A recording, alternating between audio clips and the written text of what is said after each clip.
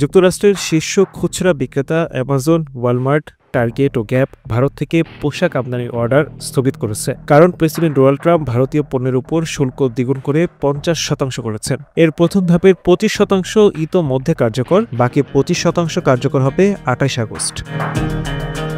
Trump প্রশাসনের দাবি, Bharat Russia থেকে তেল আমদানি চালিয়ে যাচ্ছে, তাই এই শাস্তিমূলক শুল্ক জরুরি। শুল্ক বাড়ার পর মার্কিন ক্রেতারা অতিরিক্ত ব্যয় বহনে অনাগ্রহী হয়ে অর্ডার স্থগিত করেছে, রপ্তানিকারকদের উপর খরচ চাপিয়েছে।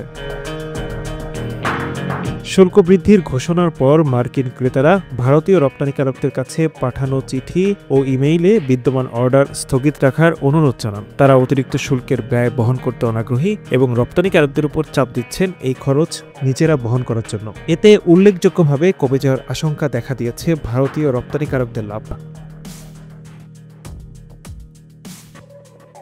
ভারতীয় সংবাদ মাধ্যম এনডিটিভির তথ্য মতে, বাড়তি শুল্কের কারণে উৎপাদন ব্যয় 30 থেকে 35% পর্যন্ত বেড়ে যেতে পারে, যা মার্কিন বাজারে রপ্তানি হ্রাস করবে এবং ভারতের প্রায় 4 থেকে 5 বিলিয়ন ডলারের ক্ষতি হতে পারে। যুক্তরাষ্ট্র ভারতের সবচেয়ে বড় টেক্সটাইল ও পোশাক রপ্তানি গন্তব্য। 2024 থেকে 25 অর্থবছরে দেশটির মোট 36.61 বিলিয়ন ডলারের বস্ত্র ও পোশাক রপ্তানির 28% গেছে যুক্তরাষ্ট্রে।